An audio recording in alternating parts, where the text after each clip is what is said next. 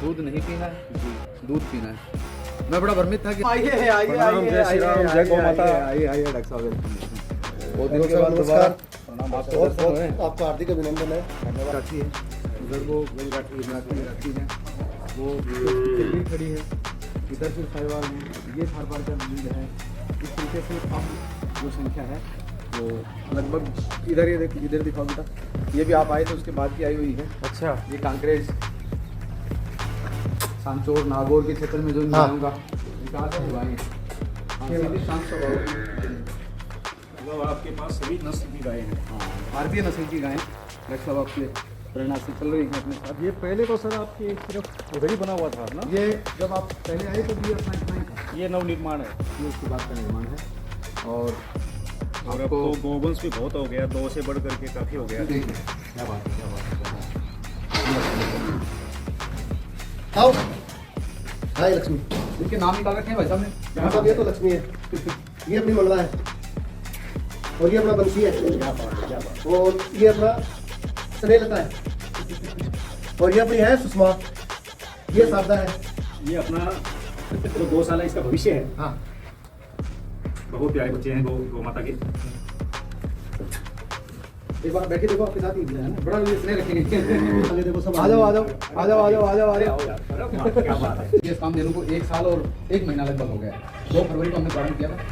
और एक APS कामधेनु गौशाला का जो जन्म दिवस है, उसकी आप पूरे APS कामधेनु परिवार को बहुत बहुत बधाइयाँ और शुभकामनाएं। इस चीज़ पे मैं चर्चा करने जा रहा था कि बाकी लोगों को नहीं, डॉक्टर मैं खुद भी भ्रमित हो गया जी मैं पिछले कुछ दिनों से वीडियो देख रहा हूँ जिसमें आ रहा है दूध नहीं पीना है, जी। दूध पीना है। मैं बड़ा भ्रमित था कि हरियाणा के जितने सारे पहलवान हैं सारे दूध पी के बड़े हुए हैं।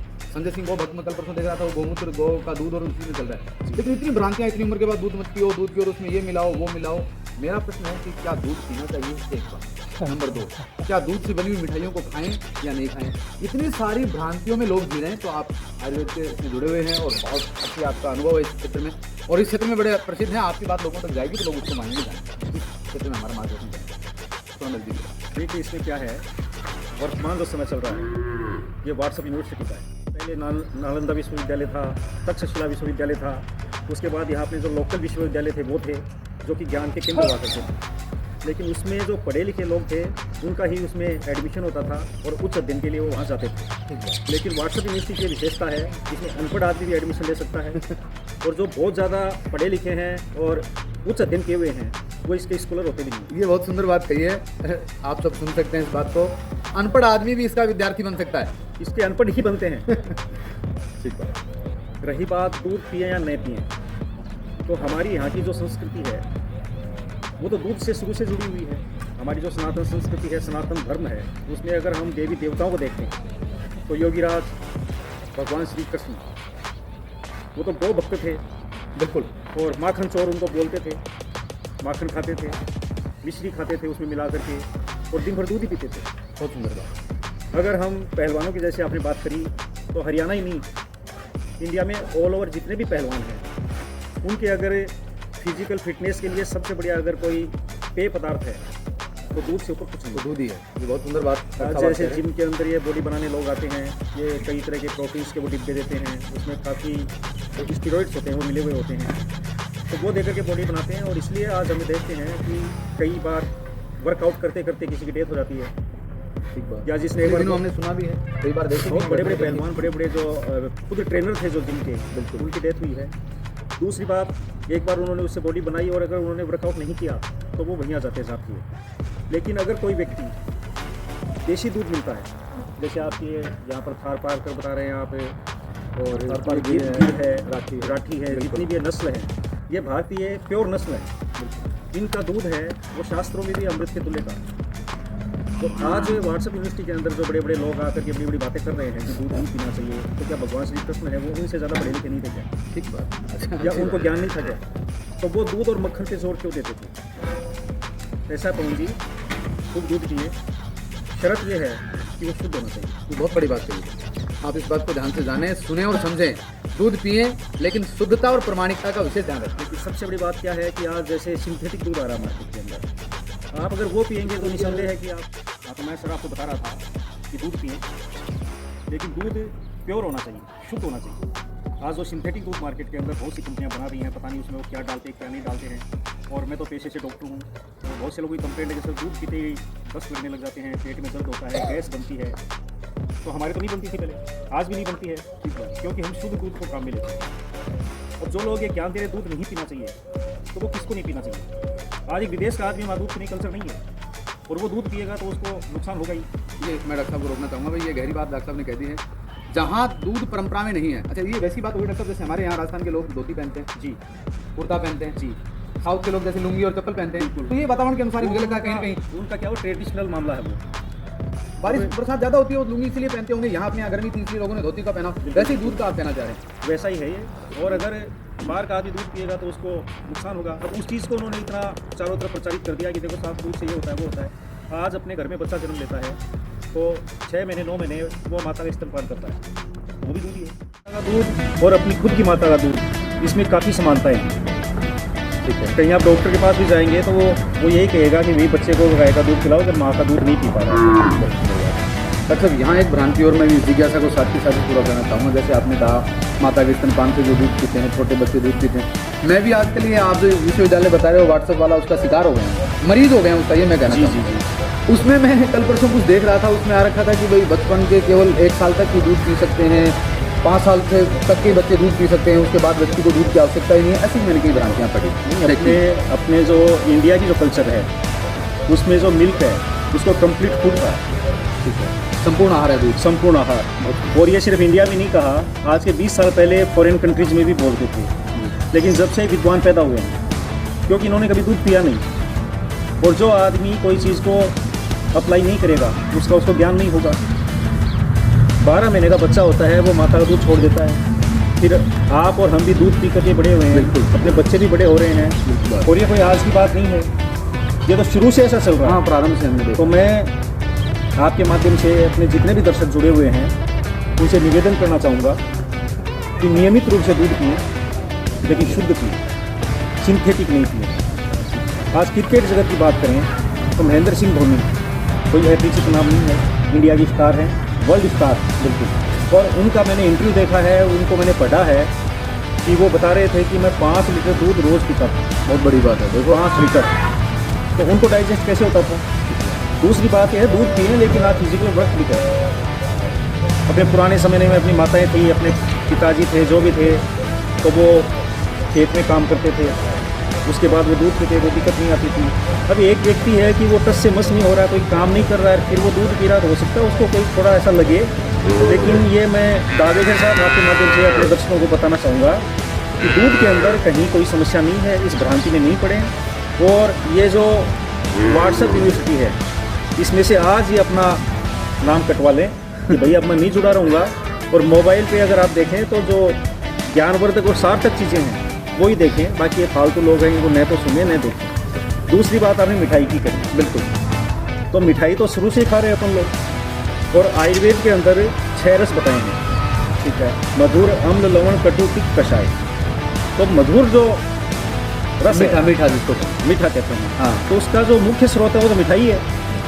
और कहाँ से लोगे आप? यही है कि आप मिठाई भी शुद्ध खाएं।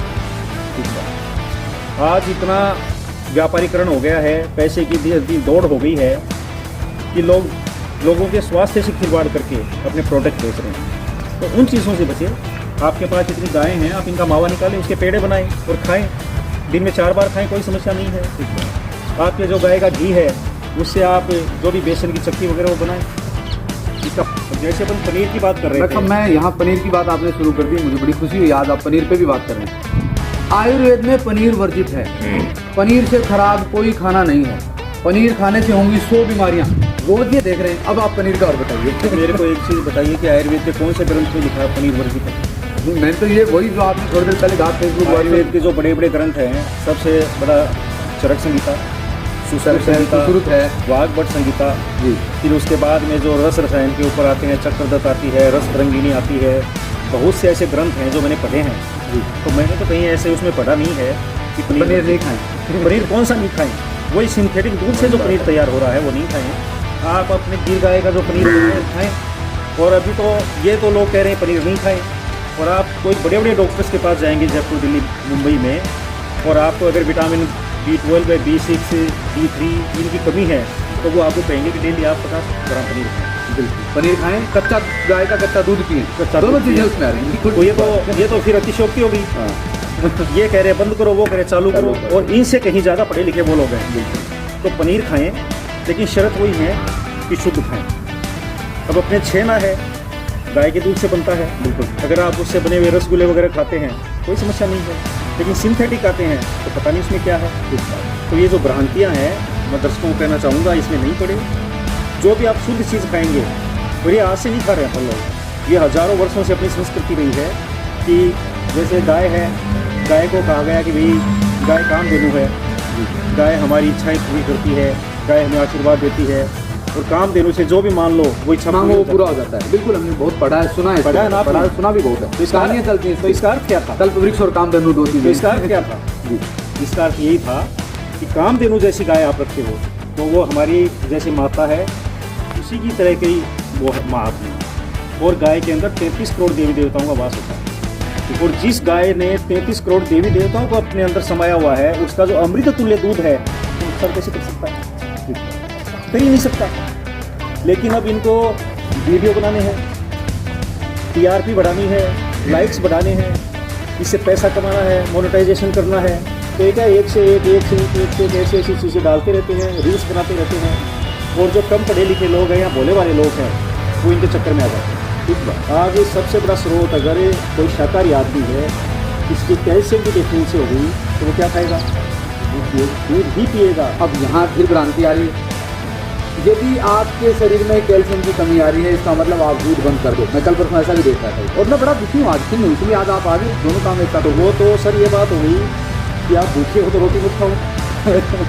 ठीक बात है। जबकि हम पढ़ते आ रहे हैं कैल्शियम बचपन से, दूध में कैल्शियम, दूध से कैल्शियम बढ़ता है, कैल्शियम के लिए दूध पिए। दूध ही पीना पड़ेगा। भाई शाकाहारी आदमी हो तो आप अंडा तो खा नहीं सकते कैल्शियम के लिए। हाँ।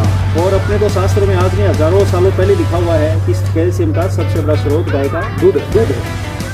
और गाय के दूध को अमृत क्यों कहा गया? वो इसलिए कहा गया कि कोई भी व्यक्ति अगर बीमार हो गया और पथ्य के रूप में अगर गाय का दूध लेता है तो वो निरोगी हो जाता है, उसको कोई औषध की आवश्यकता नहीं पड़ती। आज चारों तरफ अपन देखते हैं कि बड़ी बड़ी गौशालाएँ खुल रही है, 2,500 रुपये लीटर घी बिक रहा है। तो जब इनमें कुछ गुण ही नहीं है तो बिक क्यों रहा है? बिल्कुल। आज गिर गाय का दूध है 100-120 रुपये बिकता है। बिल्कुल। तो ये सब क्या है? ये विदेशी अंडे हैं। वो लोग नहीं चाहते कि ये देश है जैसे पहले शक्तिशाली था वैसे आज रहे, तो ये इनके एजेंट हैं जो भ्रांतियाँ फैला रहे हैं। एक भी व्यक्ति दावे से कह दे कि दूध से इस व्यक्ति की ये नुकसान हुआ तो हमारे सामने आए, वो उसको इनाम देंगे। ये बहुत बड़ी बात है, ये बहुत बड़ी बात आप डॉक्टर साहब कैमरे के सामने कह रहे हैं कि कोई आके कोई कहीं, वो डॉक्टर साहब बार बार बता रहे हैं सिंथेटिक या कहीं नकली बना हुआ या कहीं उसकी गारंटी नहीं है। उस दूध के अलावा जो अच्छा दूध पी के कोई बीमार होके आए तो उसको इनाम देंगे भाई। ये बिल्कुल उसकी कोई गारंटी नहीं है सिंथेटिक की। तो मैं 50+ मेरी एज हो गई, आज तक मेरे पास एक पेशेंट ऐसा नहीं आया कि साहब दूध पी करके हमारे घर पे किसी को, मुझे बड़ी बात है डॉक्टर, एक व्यक्ति नहीं आया आज तक कि दूध के कारण मैं बीमार हुआ है। और हमारे पास पेशेंट आते हैं जैसे